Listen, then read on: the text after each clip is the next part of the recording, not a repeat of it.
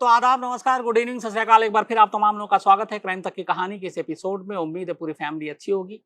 Saturday के लिए माफ़ी चाहता हूँ, उस दिन कहानी नहीं थी क्योंकि कुछ ज़रूरी काम भी था और एक और शो था, उस वजह से उस दिन गैर हाजिर रहा। लेकिन लौट आया। संडे उथल-पुथल रहा क्योंकि आप सबको पता है, अचानक तालिबान के अब कब्ज़े में है अफ़गानिस्तान। आज दोपहर से कुछ तस्वीरें आ रही हैं काबुल से, बहुत ही बेचैन करने वाली तस्वीरें। आप लोगों में से भी बहुत सारे लोगों ने देखी होंगी। अब तक हम लोगों ने बस पे या ट्रेन पे लोगों को छतों पे सवार होते देखा था, खिड़कियों पे घुसकर अंदर दाखिल होते हुए देखा, लटक कर सफर करते हुए देखा। इंसानी इतिहास में शायद जो आज की तस्वीर इससे पहले है, ना आपने देखी ना मैंने देखी कभी। हवाई जहाज में लोग हवा में लटक कर सफर कर रहे हैं, आसमान में प्लेन है और आसमान में अब कुछ लोग हवाई जहाज के छतों पे हैं और उसके बाद वो हवा से नीचे गिर रहे हैं। ऐसी तस्वीर बेचैन करने वाली। प्लेन है, उसमें जगह नहीं है, लेकिन लोग दरवाजे से लेकर खिड़कियों तक या जहाँ भी मौका मिले वो लटक रहे हैं, अटक रहे हैं। बस किसी तरह हर एक की कोशिश है कि वो काबुल से बाहर निकल आए। ये तालिबान की दहशत है, ये तालिबान का खौफ है, जो लोगों को इस कदर खतरा मोल लेने पर मजबूर कर रहा है। ये तस्वीरें वाकई बेचैन करती हैं। पहली बार इस तरीके की तस्वीरें देखी कि लोग क्यों कैसे अफगानिस्तान से बस निकलकर अपनी ज़िंदगी बचाना चाहते हैं, जान बचाना चाहते हैं, क्योंकि उन्हें डर है कि 23 साल पहले जो कुछ उन्होंने तालिबान के दौर में देखा वो दोबारा ना देखना पड़े। बहुत सारे लोग अफगानिस्तान में ऐसे हैं जो तालिबान के विरोधी हैं और उन्हें मालूम है अब तालिबान की हुकूमत होगी तो वो गिन-गिन के बदला लेंगे और कैसे वो बदला लेते हैं, ये हम सब पहले भी तस्वीरों में देख चुके हैं। शरिया कानून और इस्लामी कानून के नाम पर जिस तरीके से लोगों का सरकलम किया जाता है, संसार किया जाता है, चौराहों पे फांसी दी जाती है, ये सारी तस्वीरें आज भी मौजूद हैं। आप कहीं पे भी इसको सोशल मीडिया पे देख सकते हैं। लेकिन वही तालिबान लौट आया 23 साल बाद। 23 साल से लगभग एक मुर्दा तालिबान अचानक जिंदा क्यों हो गया? अमेरिका अफगानिस्तान को उसके हाल पे छोड़कर क्यों लौट रहा है? 20 साल तक अमेरिका अफगानिस्तान में रहा। 2001 में उसने तालिबान की सत्ता उखाड़ने के लिए पहली बार अफगानिस्तान की सरजमीन पर कदम रखा था। तालिबान की हुकूमत भी हटा दी। उसके बाद नई नई सरकार रही, अमेरिकी सैनिक अफगानिस्तान में रहे। इस दौरान में सैकड़ों अमेरिकी सैनिक भी मारे गए। अफगानिस्तान के 75,000 से ज्यादा सोल्जर्स मारे गए। कई लाख करोड़ रुपए अमेरिका ने खर्च किए अफगानिस्तान में, अफगानी सैनिकों को ट्रेनिंग देने के लिए, अपना बेस बनाने के लिए, एयरबेस बनाने के लिए। और उसके बाद अब अचानक अमेरिका कहता है कि मैं जा रहा हूं, आप लोग अपने हाल पे रहो। जो बाइडेन का कुछ वक्त पहले एक स्टेटमेंट आया था कि ऐसा भी नहीं है कि काबुल पर तालिबान इतनी जल्दी कब्जा कर लेगा, अफगानी फौज काफी ट्रेंड है। लेकिन मुश्किल से 10 दिन लगे। पिछले 10 दिनों में अफगानिस्तान की 1/3 इलाकों पर तालिबान ने कब्जा किया और कल काबुल की दहलीज तक जा पहुंचा। हालांकि इस बार और 98 में एक फर्क है कि खून खराबा नहीं हुआ। यूं ही जो अफगानिस्तान के प्रेसिडेंट मिस्टर गनी, वो अफगानिस्तान के लोगों को उनके हाल पर छोड़कर चुपचाप खामोशी से देश छोड़कर भाग गए, क्योंकि उन्हें भी अपनी जान प्यारी थी। अब अफगानिस्तान तालिबान के रहमो करम पर है। डर इस बात का है कि 98 से लेकर 2001 तक तालिबान ने जो कुछ किया अफगानिस्तान में, कहीं वो दोहराया ना जाए। जिस तरीके से लड़कियों को, औरतों को लेकर उनके कानून, जो शरिया कानून के नाम पर कि 6ठी क्लास के बाद लड़कियां स्कूल नहीं जाएंगी, मेल डॉक्टरों से महिलाएं इलाज नहीं कराएंगी, जो शरिया कानून को नहीं मानेगा उसको सजा दी जाएगी, सर कलम किए जाएंगे। तो जंगल राज जैसा पूरा माहौल कहीं ऐसा ना हो कि दोबारा आ जाए, ऐसी बात को लेकर डर है। और यही डर दिखाता है जो आज सुबह से काबुल एयरपोर्ट के ऊपर हजारों लोगों की भीड़ है, जो अफगानी है, बेचारे वहां से निकलना चाहते हैं, जान बचाना चाहते हैं। लेकिन आज की कहानी जो मैं आपको सुनाने जा रहा हूं, वो तालिब से तालिबान बनने की कहानी है, अमेरिका की नाकामी की कहानी है। ये सब कुछ कैसे हुआ, क्यों हुआ, अफगानिस्तान ऐसा क्यों हुआ, इन सारी कहानी को जानने के लिए हमें करीब 101 साल, बल्कि 102 साल पहले लौटना पड़ेगा। अफगानिस्तान का इतिहास बहुत पुराना रहा है, लेकिन मैं बहुत पुराने इतिहास से नहीं जाऊंगा। मैं वहां से शुरू करूंगा जहां से इन चीजों की शुरुआत होती है। 1919 में अंग्रेजों ने अफगानिस्तान को आजाद कर दिया। अफगानिस्तान से उन्हें कोई बहुत ज्यादा फायदा भी नहीं था जैसे हिंदुस्तान से था। पथरीली पहाड़ी जमीन, अलग अलग कबीले के लोग, बड़े खुद मुख्तार और लड़ाई में माहिर, खासतौर पर गुरिल्ला वॉर में। तो अफगानिस्तान से अंग्रेज चले गए, अफगानिस्तान के लोगों को उनके हाल पर छोड़कर। अंग्रेजों के जाने के बाद अफगानिस्तान में राजशाही परिवार की शुरुआत होती है और शाह परिवार वहां पे हुकूमत करता है, राज करता है। ये करीब 54 साल तक हुकूमत करते हैं, 1919 से लेकर 1973 तक। आखिरी राजा जो शाह परिवार के थे राजशाही में अफगानिस्तान के, वो थे मोहम्मद जहीर शाह। मोहम्मद जहीर शाह आखिरी इस वंशज के राजा थे अफगानिस्तान के, जिनकी गद्दी 1919 में शुरू हुई। 1973 की बात है, मोहम्मद जहीर शाह बीमार पड़ गए, तबीयत ज्यादा खराब हुई, अफगानिस्तान में इलाज हो नहीं सकता था। तो कुछ लोगों ने उन्हें सुझाव दिया और कहा कि इटली में एक डॉक्टर हैं, आप उनसे इलाज कराएं। तो मोहम्मद जहीर शाह इटली पहुंच जाते हैं इलाज कराने। उस वक्त उनके सेनापति थे दाऊद खान। जब जहीर शाह इटली पहुंचते हैं, दाऊद खान के मन में लालच आ जाती है, उन्हें लगता है राजा है नहीं, मौका अच्छा है, और वो तख्ता पलट कर देता है जहीर शाह का। अच्छा, उस वक्त तक 73 साल एक लंबा अरसा होता है, शाही परिवार का राज चल रहा था, लोग भी अब जागरूक हो रहे थे, दुनिया में देख रहे थे डेमोक्रेसी आ रही है। अफगानिस्तान के लोगों को भी चाहिए था, वो भी चाहते थे कि वहां भी डेमोक्रेसी हो, आज़ादी हो, बोलने की, सुनने की, कहने की, अपने तरीके से जीने की। तो इन चीज़ों का फायदा उठाया जहीर शाह के सेनापति दाऊद खान ने।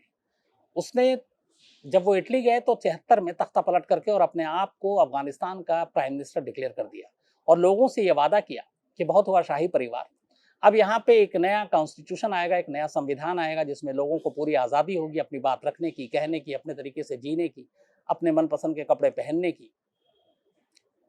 लोगों को भी अच्छा लगा, उन्हें लगा कि चलो राजशाही से निजात मिली, अब एक डेमोक्रेसी टाइप की चीज आ रही है और अफगानिस्तान में पहला प्राइम मिनिस्टर आया है।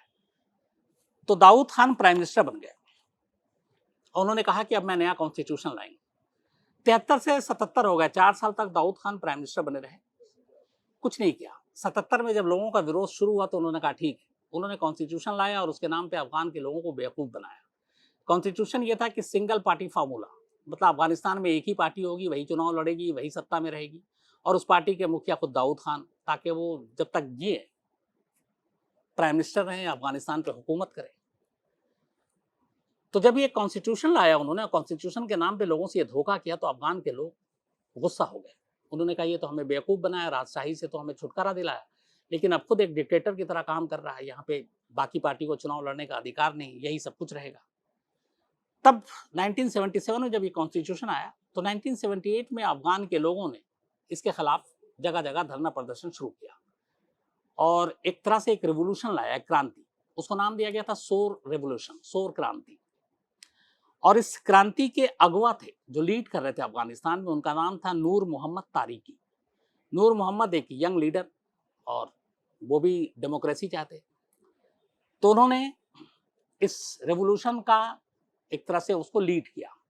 धीरे धीरे पूरे अफगानिस्तान में एक क्रांति आई और दाऊद खान के खिलाफ लोग शुरू हो गए और आखिरकार दाऊद खान को लगा कि अब मुश्किल है कुर्सी बचानी, तो उनको अपनी कुर्सी छोड़नी पड़ी, इस्तीफा दिया। और इसके बाद अब लोगों ने जिस क्रांति के जो उनके हीरो थे मुखिया नूर मोहम्मद तारिकी, उनको अपना नेता माना और उनको अफगानिस्तान का प्रेसिडेंट बना दिया। तो दाऊद खान अफगानिस्तान के पहले प्राइम मिनिस्टर बने। उसके बाद 1978 में नूर मोहम्मद तारिकी अफगानिस्तान के राष्ट्रपति बने। इत्तेफाक से जब वो राष्ट्रपति बने तब यूएसएसआर, मतलब सोवियत संघ, एक कम्युनिस्ट देश का मतलब यह है जो धर्म को नहीं मानता, तो यूएसएसआर के साथ इत्तेफाक से नूर मोहम्मद तारिकी की पुरानी दोस्ती थी और वो संयुक्त मतलब सोवियत संघ के बेहद करीबी थे। तो जब वो राष्ट्रपति बने तो उनकी नजदीकी सोवियत संघ के साथ ज्यादा हुई। सोवियत संघ को भी उस वक्त, सोवियत संघ एक पूरा सोवियत संघ था, करीब 14-15 देश मिलाकर, आज वो रशिया है, रूस है, बाद में टुकड़े हुए, लेकिन सोवियत संघ की सीमा जो है अफगानिस्तान से मिलती थी। सोवियत संघ को लगा कि अफगानिस्तान में अपनी घुसपैठ करनी चाहिए ताकि थोड़ा और ताकतवर बने। सुपर पावर की लड़ाई वैसे ही चल रही थी, कोल्ड वॉर भी चल रहा था अमेरिका के साथ। और ऐसी सूरत में अफगानिस्तान में एक प्रेसिडेंट बनता है जो सोवियत संघ का दोस्त है। सोवियत संघ ने इसका फायदा उठाने का ठाना। उन्होंने नूर मोहम्मद तारिकी से कहा कि आप अफगानिस्तान में थोड़ा मॉडर्नाइजेशन कीजिए, आधुनिकीकरण कीजिए, स्कूल, कॉलेज, कल कारखाने खोलिए और ख़ास तौर पर लड़कियों की शिक्षा तालीम को लेकर आप जोर दीजिए। तब सोवियत संघ से दोस्ती का नतीजा ये हुआ कि अफगानिस्तान में धीरे धीरे चीज़ें खुलने लगी, फैशन भी बढ़ा, महिलाएं सड़कों पर घूमती, स्कूल कॉलेज जाती, सब कुछ एकदम वेस्टर्न कल्चर की तरह होने लगा। शुरुआत में कुछ कट्टर लोगों को ये अजीब लगा क्योंकि अफगानिस्तान बड़ा एक रूढ़िवादी देश है, अलग अलग कबीले हैं वहाँ पर और जो धर्म के बड़े करीब हैं, मजहब के बहुत करीब हैं। तो उन्हें जब ये सारी चीज़ें देखी, उन्हें लगा कि नूर मोहम्मद तारिकी जो है वो अफगानिस्तान को भी वेस्टर्न कंट्री बना रहा है, तो थोड़ा बहुत दबी आवाज़ में उनके खिलाफ आवाज़ उठने लगी। लेकिन पहली बार नूर मोहम्मद तारिकी के खिलाफ विरोध तब शुरू हुआ जब सोवियत संघ के कहने पर उन्होंने एक सामाजिक सुधार के तहत अफगानिस्तान में गरीबी दूर करने के लिए ऐसे लोग जिनके पास ज़मीन ज़्यादा थी, उन्होंने कहा कि आप अपनी ज़मीन बाकी उन गरीबों को दीजिए जिनके पास ज़मीन कम है। तो बहुत सारे लोग इसके खिलाफ हो गए और उन्हें लगा कि ये वेस्टर्न कल्चर और सोवियत संघ का कठपुतली बनकर अफगानिस्तान की जो अपनी एक पहचान है उसको खोने की कोशिश हो रही है। तो यहीं से एक नूर मोहम्मद तारिकी के खिलाफ लोगों ने आवाज़ उठानी शुरू कर दी। अब नूर मोहम्मद तारिकी दाऊद खान को हटा कर आए थे, बाकायदा क्रांति करके आए थे, लेकिन उनकी इन कोशिशों से लोगों को लगा कि अफगानिस्तान अपनी पहचान खो रहा है और ये सोवियत संघ के पिट्ठू बन गए। तो अब फिर यहाँ से इनके खिलाफ ही आवाज़ उठनी शुरू हो गई। इस दौरान में दो चीज़ें हो रही थी। ये वो दौर था जब एक साथ दो देश में अलग अलग क्रांति चल रही थी। यहाँ पे हुआ कि जब सोवियत संघ के कहने पर नूर मोहम्मद तारिकी ने वेस्टर्न कल्चर और सारी चीज़ों के लिए दरवाजे खोल दिए अफगानिस्तान में, उसी वक्त ईरान में भी एक आधुनिकीकरण की मुहिम चल रही थी और वहाँ पे अमेरिका हावी था। ईरान में नई नई चीज़ें वेस्टर्न कल्चर के करीब ले जाना, और वहाँ पे भी जो कट्टर इस्लामिक लोग थे वो एक रेवोल्यूशन कर रहे थे। इधर सोवियत संघ अफगानिस्तान में कर रहा था, तो एक तरफ अमेरिका ईरान में इन्वॉल्व, इधर सोवियत संघ अफगानिस्तान में, और दोनों सुपर पावर और दोनों के बीच में कोल्ड वॉर भी चल रहा है। अफगानिस्तान में सोवियत संघ के बढ़ते दबदबे को देखते हुए अमेरिका ने फैसला किया कि वो भी अफगानिस्तान में घुसपैठ करेगा, पर कैसे करे। उसने पता किया कि यहाँ पे लोग, कुछ कट्टर लोग हैं जो खुली सभ्यता, खुली सोच के खिलाफ हैं, रूढ़िवादी है, और वो इस्लाम के नाम पर इन चीज़ों को बर्दाश्त नहीं करेंगे, और अमेरिका को यही जगह मिल गई। उसने क्या किया कि नूर मोहम्मद तारिकी के एक फॉरेन मिनिस्टर थे, वो प्रेसिडेंट थे, हफीजुद्दीन अमीन। CIA ने हफीजुद्दीन अमीन को घेरना शुरू किया और कहा कि आप ताकतवर हैं, आपके लोगों के तक आपकी बातें पहुंचती हैं, आप जो लोग गुस्सा हो रहे हैं सोवियत संघ को लेकर और इस बदलाव को लेकर, आप इसको लीड कीजिए, अमेरिका आपकी मदद करेगा। हफीजुद्दीन अमीन विदेश मंत्री ने कहा, मैं कैसे लीड करूं? उन्होंने कहा कि आप कबीलाई लोगों को, यहाँ के स्टूडेंट्स विंग को भड़काइए कि ये तो इस्लाम के खिलाफ है, और उनको आप जिहाद करने पे मजबूर कीजिए, मतलब मुजाहिदीन बनाइए। मुजाहिदीन का मतलब होता है धर्म के लिए लड़ी जाने वाली लड़ाई। तो CIA ने अफगानिस्तान के उस वक्त के फॉरेन मिनिस्टर हफीजुद्दीन अमीन को अपने साथ मिला लिया। हफीजुद्दीन अमीन ने कहा ठीक है। उसके बाद उन्होंने कट्टर जितने कबीलाई लोग थे उनको भड़काना शुरू किया कि ये जो अपना प्रेसिडेंट है ये तो अफगानिस्तान को वेस्टर्न कंट्री बना रहा है, औरतों की आज़ादी के लिए कर रहा है, उनके कपड़े, ये वो सारी चीज़ें इस्लाम के खिलाफ हैं, शरिया के खिलाफ है। धीरे धीरे लोगों में भी ये बात, वैसे गुस्से में थे, और आने लगी। अब अमेरिका ने जब देखा ज़मीन तैयार है, उसने पाकिस्तान को अपने साथ मिलाया। पाकिस्तान से कहा कि आप इन मुजाहिदीनों को ट्रेनिंग दो, मैं दूंगा पैसे, मैं दूंगा हथियार।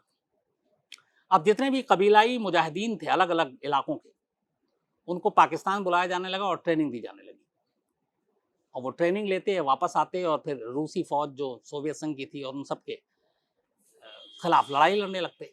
लेकिन अभी तक भी फिर सब कुछ ठीक ठाक चल रहा था। लेकिन फिर धीरे धीरे मुजाहिदीनों के आने के बाद मामला बिगड़ने लगा, और अब नूर मोहम्मद तारिकी के लिए अपनी सरकार बचाना मुश्किल हो गया। ऐसी सिचुएशन में उन्होंने यूएसएसआर का दौरा किया, अपने आका यानी कि सोवियत संघ का। अच्छा, इस दौरान में जब मुजाहिदीन की आवाज उठने लगी और ये हुआ कि इस्लाम के नाम पे इस्लाम को बचाना है, अफगानिस्तान को पश्चिमी सभ्यता से बचाना है, तो पाकिस्तान और मुजाहिदीन तो मदद कर रहे थे, कुछ इस्लामिक मुल्क भी अमेरिका के इस लपेटे में आ गए और उनमें एक सऊदी अरब था। अमेरिका ने सऊदी अरब से कहा कि देखो वहाँ सोवियत संघ अपनी दखल दे रहा है और अफगानिस्तान को बर्बाद कर रहा है, वहाँ पे इस्लामिक कल्चर को ख़त्म कर रहा है, तो आप हमारी मदद करो। सोवियत संघ ने कहा हम मदद करते हैं। सोवियत संघ ने भी अपने कुछ लोगों को अफगानिस्तान भेजा कि जाओ और सोवियत संघ की ताकत को कम करो। बहुत सारे लोग गए। जानते हैं उनमें से एक नाम कौन था जो सऊदी अरब ने खुद भेजा था और अमेरिका से बात करके अफगानिस्तान? वो था ओसामा बिन लादेन, जो बाद में अमेरिका के लिए ही सरदर्द बन गया। लेकिन ओसामा बिन लादेन को अमेरिका की मर्जी और सऊदी अरब की हामी के बाद अफगानिस्तान भेजा गया था। इसी दौरान में अब मुजाहिदीन आपस में सब एकजुट हो रहे हैं, अलग अलग कबीले के रूप में लड़ रहे हैं सोवियत और नूर मोहम्मद तारिकी की सरकार के खिलाफ। तो फिर यह हुआ कि स्टूडेंट्स सबसे ज्यादा मजबूत होते हैं, आप स्टूडेंट्स को ज्यादा भड़काओ, तो बहुत सारे स्टूडेंट्स विंग आए। उनमें से एक स्टूडेंट्स का नेता था जो सबसे ज्यादा सोवियत संघ और तारिकी सरकार के खिलाफ आगे आगे था। जब कहा गया कि आप छात्रों स्टूडेंट्स को इस मूवमेंट से जोड़ो, तो अफगानिस्तान में उर्दू में बल्कि अरबी में स्टूडेंट्स यानी छात्रों को तालिब कहते हैं, TALIB, तालिब उर्दू का शब्द है। तालिब का मतलब होता है स्टूडेंट, छात्र। तो कहा गया कि आप सारे तालिबों को जोड़ो, जितने तालिब हैं वो भी इस मूवमेंट में जोड़ें। उन्हीं में से एक तालिब था जिसका नाम था उमर। उमर भी इस मुहिम से जुड़ गया। तारिकी और सोवियत संघ के खिलाफ लड़ाई चलती रही। इस दौरान में अफगानिस्तान में हालात बिगड़ते रहे। आखिर में नूर मोहम्मद तारिकी को अपनी सरकार बचाने के लिए सोवियत संघ जानी पड़ी। वहां के नेताओं से मिले, उन्होंने हालात बताए। सोवियत संघ ने कहा कि हाँ, इस वक्त हालात गर्म है, अमेरिका भी इसमें अब घुस चुका है, आप एक काम करो, आप ये जो थोड़े दिन के लिए मॉडर्नाइजेशन वाली जो बात है, इन सारी चीज़ों कामों को रोक दो, महिलाओं के पर्दा और इन चीज़ों पे ही रहने दो, उनको वेस्टर्न कपड़े और ये सारी चीज़ों की आज़ादी वाली बात अभी आप साइड कर दो। साथ में लेकिन सही सोवियत संघ ने एक और बात कही। उसने कहा आपके जो फॉरेन मिनिस्टर हैं हफीजुद्दीन अमीन, आप इनको अपने मंत्रिमंडल से हटा दीजिए। तो नूर मोहम्मद तारिकी ने पूछा क्यों? तो उन्होंने कहा इसलिए कि अमेरिका जो घुसपैठ कर रहा अफगानिस्तान में, उसकी सबसे बड़ी कड़ी आपका फॉरेन मिनिस्टर है, क्योंकि वो CIA के लिए काम करता है। जब नूर मोहम्मद तारिकी प्रेसिडेंट ऑफ अफगानिस्तान को ये बात पता चली तो उन्होंने कहा ठीक है, मैं अफगानिस्तान काबुल लौटूंगा और काबुल लौटते उनको हटा दूंगा। लेकिन इत्तेफाक से ये बातचीत CIA तक पहुंची और CIA ने हफीजुद्दीन अमीन को ये बात पहले ही बता दी कि प्रेसिडेंट अफगानिस्तान लौटेंगे और तुमको हटा देंगे। इसके बाद नूर मोहम्मद मॉस्को से काबुल लौटते हैं, लेकिन जब वो एयरपोर्ट पर उतरते हैं उसी वक्त हफीजुद्दीन अमीन अपने लोगों को लेकर एयरपोर्ट पहुंचता है और प्रेसिडेंट और उनके पूरे परिवार को अपने कब्जे में लेकर उनको मार डालता है। तो अफगानिस्तान के प्रेसिडेंट नूर मोहम्मद अमीन का और उनके परिवार का कत्ल कर दिया उन्हीं के फॉरेन मिनिस्टर ने, हफीजुद्दीन अमीन ने। कत्ल करने के बाद अफगानिस्तान का अब नया रूलर, नया शासक हफीजुद्दीन अमीन, जो फॉरेन मिनिस्टर था, अब वो हो गया और हफीजुद्दीन अमीन ने अब अपनी सरकार बना ली। हफीजुद्दीन अमीन ने जब नूर मोहम्मद तारिकी और उनके परिवार को मारा तो ये सीधे सीधे सोवियत संघ के एक चुनौती थी, क्योंकि वो वहीं से लौटे थे और सबको पता था सोवियत संघ का हाथ है सर पर। यहां पे सोवियत संघ भड़क गया और इसके बाद ही सोवियत संघ ने 25 दिसंबर 1979 नूर मोहम्मद तारिकी के कत्ल के कुछ दिन बाद ही अफगानिस्तान पर पहली बार हमला कर दिया अपनी फौज के जरिए, जमीनी फौज, थल सेना, क्योंकि उसे लगा कि ये सीधे सीधे सोवियत संघ को चैलेंज था। हमला कर दिया। उसके बाद काबुल पहुंचती है सोवियत सेना की, उनकी सेना, और हफीजुद्दीन अमीन को वो सैनिक मार डालते थे। मारने के बाद अब उनकी सरकार गिर गई। अब सोवियत संघ की अपनी कठपुतली सरकार उसका राज हो गया अफगानिस्तान पर। अब वो वहां राज कर रहे हैं। अब इधर सोवियत संघ के हमला करते ही अमेरिका को मौका मिल गया। अमेरिका ने इस्लामिक देशों को, पाकिस्तान को, इन सबको अपने साथ मिलाया, कहा कि ये सीधे सीधे हमला है और ये धर्म के खिलाफ है, इस्लाम के खिलाफ है वहां पे, क्योंकि सोवियत संघ इस देश को जो है पश्चिमी सभ्यता और उसमें डुबोना चाहता है। मुजाहिदीनों पे पहले से ही अमेरिका पैसे खर्च कर रहा था, हथियार भी दे रहा था। अब उसने एंटी एयरक्राफ्ट मिसाइल और बाकी चीज़ें भी मुजाहिदीनों को देना शुरू कर दिया और कहा तुम लड़ो। पाकिस्तान में ट्रेनिंग हो रही थी, पाकिस्तान को साथ मिलाया, सऊदी अरब को साथ मिलाया, ओसामा बिन लादेन जैसे लोग वहां पहुंच गए सोवियत संघ की सेनाओं से लड़ने के लिए। अब ये सारे मिलकर लड़ रहे हैं। सोवियत सेना के लिए मुश्किल ये आ गई कि उसने फौज तो भेज दिया, लेकिन अफगानिस्तान की जो भौगोलिक पूरी स्थिति है वो उनके हिसाब से ठीक नहीं थी। पहाड़ी पथरीली जमीन, ये इलाका, जगह जगह पहाड़ियों पे वहां पे गुरिल्ला वॉर जिसमें अफगानी माहिर, मुजाहिदीन माहिर, तो उनकी फौज के लिए बड़ी परेशानियां खड़ी हो गई। उन्हें लगा कि बहुत ज्यादा दिन तक यहाँ सर्वाइव नहीं कर पाएंगे। एयरफोर्स भी बहुत मदद नहीं कर पाई क्योंकि ऐसे ऐसे जगह पे थे जहां पे उनको लैंड करना, उतरना और फिर दुश्मनों का सामना करना मुश्किल था। अमेरिका से वैसे ही मुजाहिदीनों को एंटी एयरक्राफ्ट मिसाइल मिल चुके, जिसकी वजह से कई सोवियत संघ के प्लेन को भी, जो फाइटर थे, उनको मार गिराया। तो कुल मिलाकर सोवियत संघ ने जिस सोच के साथ अपनी सेना भेजी वो उल्टी पड़ गई और उसे भारी नुकसान हो रहा था माली तौर पर भी। तो आखिरकार करीब 10 साल तक छिटपुट और इस तरह की लड़ाई चलती रही। 10 साल बाद 15 फेब 1989 सोवियत संघ ने फैसला किया कि अफगानियों को उनके हाल पे छोड़ो और यहां से निकल लो, इस झमेले में मत पड़ना। और फिर 15 फरवरी 1989 को सोवियत संघ की सेना अफगानिस्तान को छोड़कर वापस लौट आती है। अब लौट आई, ये अमेरिका के लिए बड़ी जीत थी, मुजाहिदीनों के लिए बड़ी जीत थी, पाकिस्तान के लिए बड़ी जीत थी, सऊदी अरब के लिए बड़ी जीत थी, ओसामा बिन लादेन के लिए बड़ी जीत थी। लेकिन यहीं से कहानी अब पलट गई। अब दुश्मन जो था वो लौट चुका है। अफगानिस्तान में अब कोई दुश्मन बचा नहीं। उसके लौटने के बाद अब कठपुतली सरकार है, अमेरिका की चल रही है, पाकिस्तान की चल रही है, मुजाहिदीनों की चल रही है। लेकिन अब यहाँ हुआ है कि मुजाहिदीन आपस में लड़ पड़े। अफगानिस्तान में सारे अलग अलग कबीले और हर कबीले की अपनी नियम, अपने कानून, अपनी ताकत, अपनी कमजोरियां हैं। तो बहुत सारे कबीले हैं। तो अब लड़ने के लिए दुश्मन देश तो बचा नहीं, सोवियत संघ की सेना रही नहीं, तो वो क्या करें। तब इन लोगों ने कहा कि काबुल पर अपनी हुकूमत करने के लिए हम आगे आते हैं। अब उसके लिए एक साथ राय बन नहीं रही, तो कबीले आपस में लड़ पड़े कि ज्यादा ताकतवर कौन। धीरे धीरे एक दूसरे से ही अब कबीले वाले आपस में लड़ने लगे। अब यहाँ पहली बार अमेरिका को मुश्किल हुई क्योंकि हथियार पैसे उसी ने दिए, लेकिन जो हथियार पैसे दिए उसी हथियार से एक दूसरे से सब लड़ रहे। पर ये लड़ाई चलती रही। 89 में गई सोवियत संघ की सेना और उसके बाद अगले करीब 9 साल तक ये आपस में कबीले लड़ते रहे। काबुल की गद्दी पर कठपुतली सरकार रही जिसमें नजीबुल्ला भी थे, जिनको बाद में फांसी पर लटका दिया। लेकिन इस लड़ाई में फिर धीरे धीरे अफगानिस्तान में एक तरह से एक गृह युद्ध छिड़ गया। कबीलों की आपस की लड़ाई में आम लोग परेशान हो गए। जान जो है बिल्कुल हर एक की कब कहाँ पे चली जाए किसी को कोई गारंटी नहीं। इकोनॉमी भी बर्बाद हो रही थी। लेकिन इधर सारे मुजाहिदीन आपस में लड़ रहे।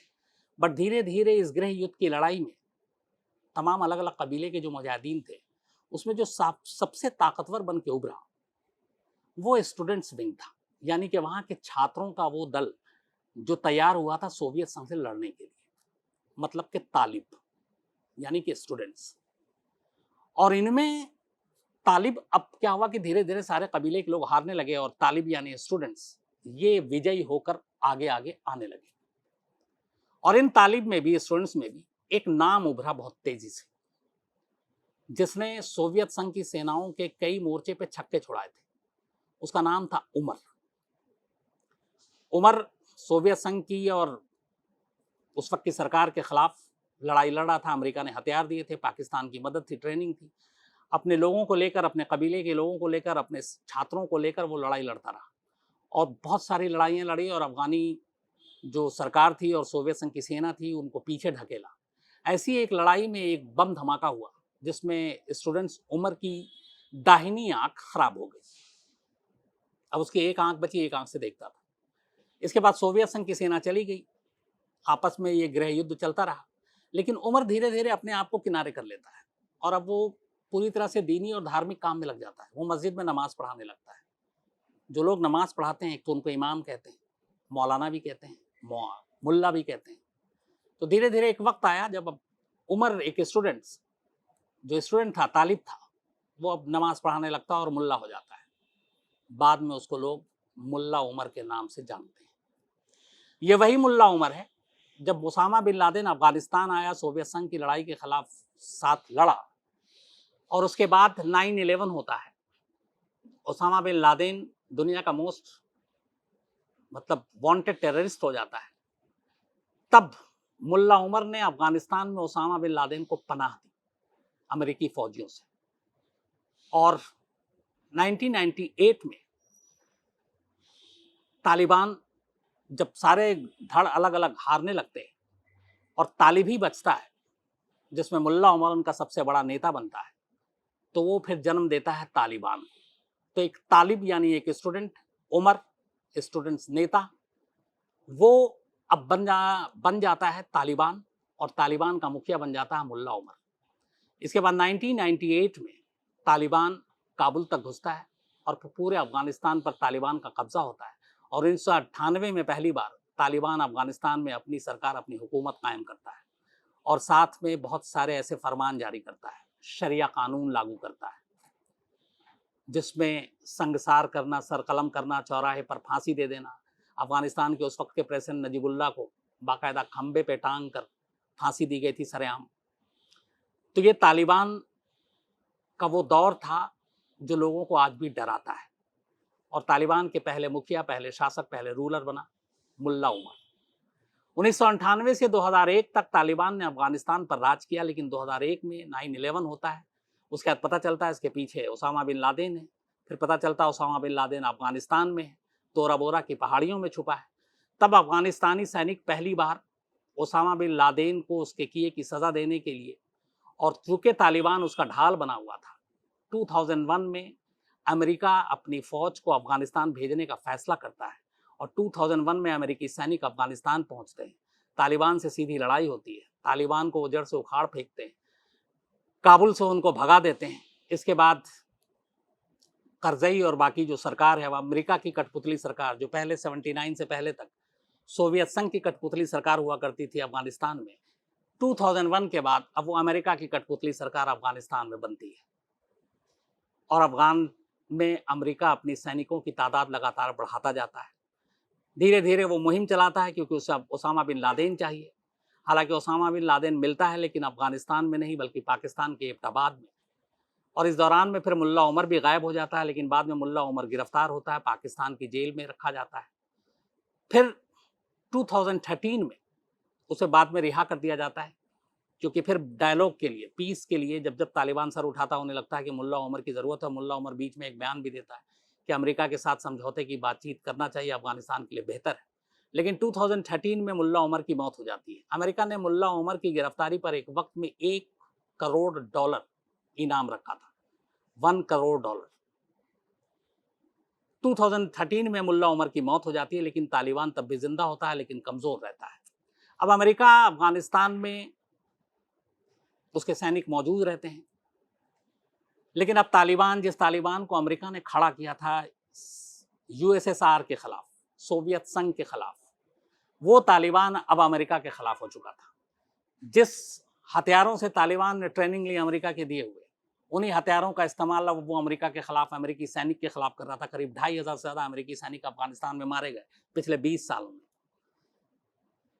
पता नहीं कितने लाख करोड़ डॉलर अमेरिका ने अफगानिस्तान में खर्च किए। उसके अलावा उनकी ट्रेनिंग दी, करीब 3.5 लाख अफगानी सैनिकों की फौज बनाई, एयरफोर्स उनका मजबूत किया। 20 साल अमेरिका वहां रही, लेकिन ओसामा बिन लादेन की मौत के बाद, चूंकि उनका मेन मकसद था ओसामा से बदला लेना, ओसामा मर चुका था, अफगानिस्तान में अब उनकी कोई दिलचस्पी बची नहीं, खर्च बहुत ज़्यादा था। तो फिर ट्रंप के कार्यकाल से ही ये शुरू हो गया कि अफगानिस्तान से अब सैनिकों को बुलाया जाए, और फिर ट्रंप ने कह दिया कि हम ये मई इसी 2021 में सबको वापस बुला लेंगे। जो बाइडन साहब आ जाते हैं, ट्रंप हार जाते हैं। जो बाइडन साहब कहते हैं कि हम अब सितंबर में बुलाएंगे, और आखिरी खेप जो आएगी वो 11 सितंबर को आएगी, 9/11 के ठीक 20 साल पूरे होंगे। तो जैसे ही अमेरिका ऐलान करता है कि अफगानिस्तान से अब उसके सैनिक वापस आ रहे हैं, और फिर वापस होने भी लगते हैं, मुश्किल से 3-4 हज़ार बचे थे, तालिबान को फिर से ऑक्सीजन मिल जाता है। तालिबान कहता है कि अब अमेरिका जा रहा है, अमेरिकी सैनिक रहेंगे नहीं, मैदान खाली है। अफगानी फ़ौज की ताकत उन्हें पता थी। उन्होंने कहा कि अब हमारे लिए रास्ता आसान है। और उसके बाद अचानक 20 साल से सोया तालिबान 2021 की शुरुआत में अचानक जाग उठता है। धीरे धीरे करके वो अफगानिस्तान के हर इलाके पे कब्जा शुरू कर देते हैं। लेकिन 1998 के अगर मुकाबले इस बार खून खराबा ज़्यादा नहीं होता, क्योंकि वो जिन जिन इलाकों में जाते हैं अफगानी सैनिक अपने आप हथियार डाल देते हैं।